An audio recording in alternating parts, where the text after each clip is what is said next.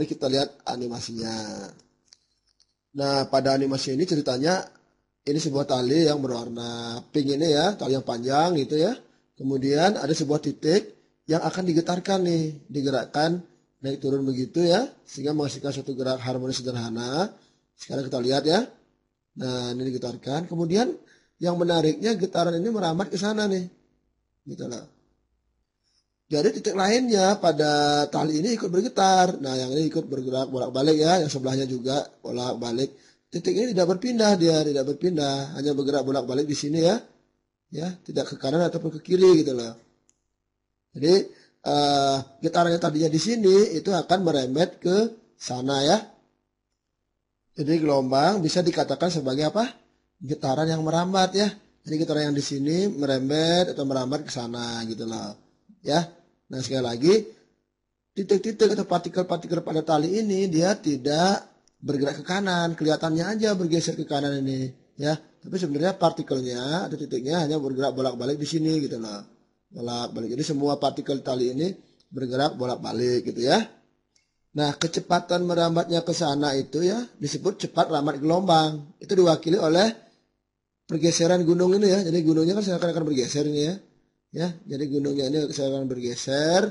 Nah, kecepatan pergeseran itulah yang disebut dengan cepat rambat gelombang ya. Satu contoh gelombang berjalan ya. Ini gelombangnya menjalar ya, menjalar dari apa? Dari sumber getarannya ya. Di sumber getaran itu getarannya merambat. Itulah disebut dengan gelombang berjalan ya.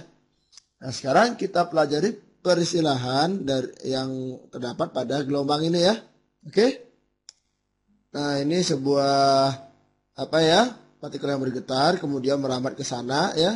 Getarannya merambat ke sana. Nah, kita pelajari ketika partikel ini bergetar satu periode saja ya.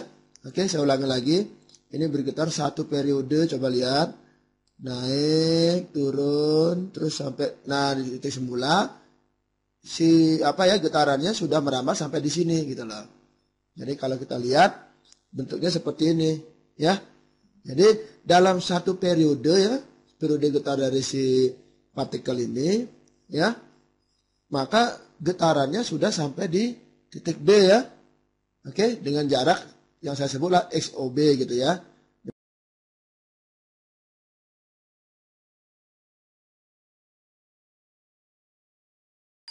Kata oikos nomos. Oikos artinya rumah tangga. Sebenarnya intinya bukan rumah tangga sih, suatu lingkungan kecil gitu, suatu apa ya? Ya suatu inilah suatu entitas yang isinya masyarakat gitu. Nomos artinya pengaturan atau suatu ilmu dalam pengaturan gitu ya. Jadi oikos nomos ya pengaturan ya rumah tangga, urusan rumah tangga ya, dan sebagainya. Nah, ekonomi itu kenapa penting? Ada konsep yang paling penting di dalam di dalam ekonomi yang membuat kenapa ekonomi penting. Ada dua hal, makro maupun mikro ya. Gue bicara tentang konsep makronya. Pertama gini, sebagai manusia kita pengen macam-macam. Semua orang pengen, banyak deh. Ya pengen beli ini, beli itu segala macam, pengen makan ini itu, kalau perlu ya pengen Jaguar, pengen helikopter, pengen apa segala macam. Daftar kebutuhannya itu tak terbatas. Oke? Nah, secara keinginan itu nggak terbatas banget, yang kita pengen semua kalau bisa kita punya, ya kan? Walaupun dalam satu waktu ada keterbatasan kita untuk mengkonsumsi sesuatu, ya, tapi itu beda cerita. Nah, keinginan manusia nggak terbatas. Sekarang lo lihat, kita punyanya sementara ini cuma bumi. Bumi itu terbatas dong, finite ya kan, terbatas. Nah, karena keterbatasan ini lo bayangin, ada yang pengennya macam-macam kayak gini, ada 6 miliar. Pengen macam-macam, ada 6 miliar. Bumi terbatas. Kalau gitu gimana konsepnya? Siapa yang bisa punya, ya maksudnya gimana cara kita memenuhi kebutuhan ini semua? Karena keterbatasan ini, istilahnya scarcity gitu, scarcity, kelangkaan ya. Konsep kelangkaan di ekonomi adalah kebutuhan atau keinginan manusia tak terbatas, tapi pemuas kebutuhannya ini terbatas, resources atau sumber daya itu terbatas. Jadi ada masalah kan? Masalahnya apa? Ya resources yang ini buat siapa? Ini buat ya for whom? Itu masalah utama. Untuk siapa produk ini? Untuk siapa yang perlu dipuaskan kebutuhannya? Berapa?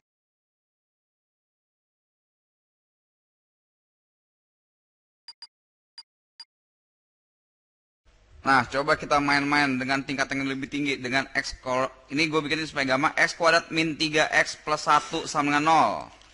Ditanya alfa pangkat 3 ditambah beta pangkat 3, apa jadinya coba?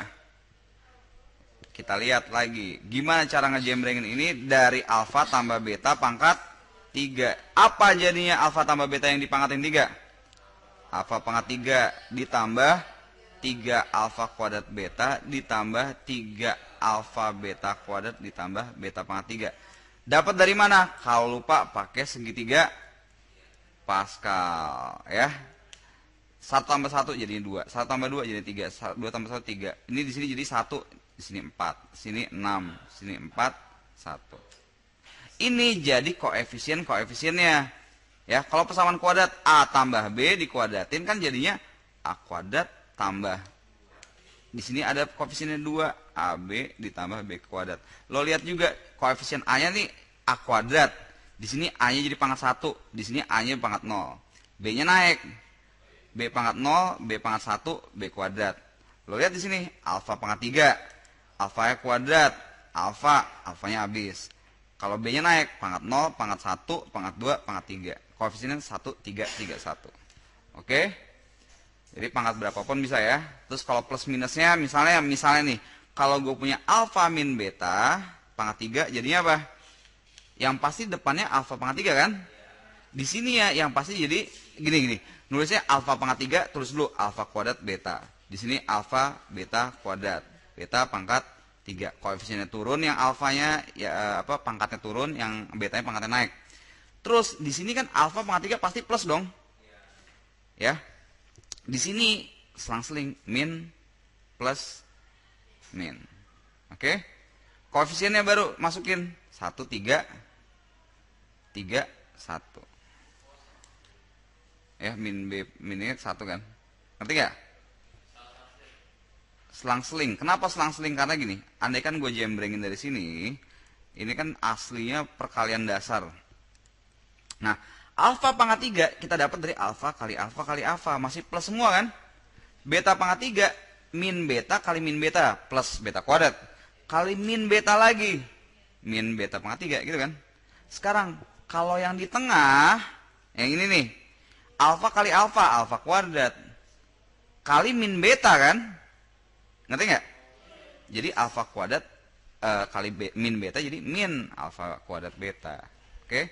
Nanti otomatis jadinya selang-seling. Coba kalau misalnya alfa tambah beta pangkat 5, kira-kira jadi jangan pangkat.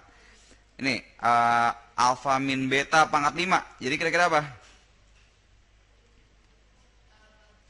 A pangkat 5. Terusin lah B. Gini nih terus tulisin dulu ininya supaya gampang. A kuadrat B B pangkat 3, sini AB pangkat 4 dan seterusnya. Kita lihat koefisiennya kira-kira berapa? Dari 1 4 6 4 1 jadi 1 5 10 5 10 5 1. Berarti kalau gitu 1 di sini 5, di sini 10 10 5 dan seterusnya gitu kan? Plus min plus ya lo min plus dan seterusnya ya gitulah, idenya dapat. Ya udah, sekarang kita balik lagi nih, alfa pangkat 3 ditambah beta pangkat 3, berarti kan ini tambah ini dong, ini tambah itu. Berarti gimana? Pindahin semua yang ini ke kiri kan?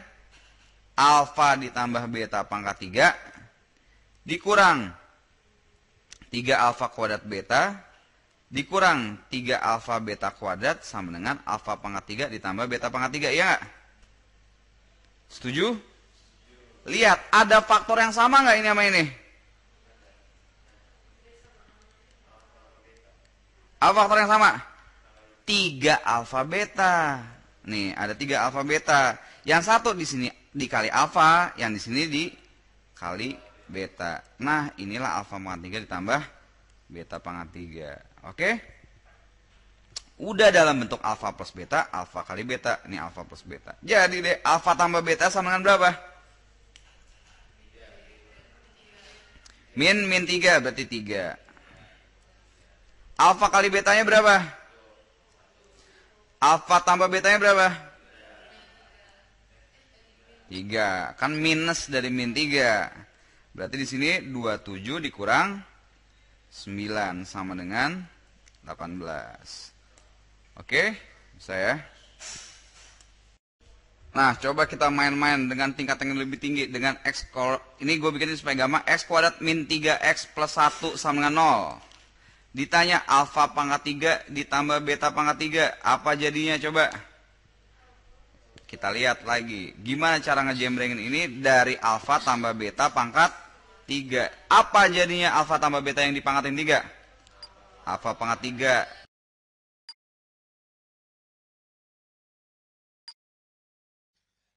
Oke, sekarang kita masuk ke chapter kedua, ya, kebudayaan prasejarah di Indonesia.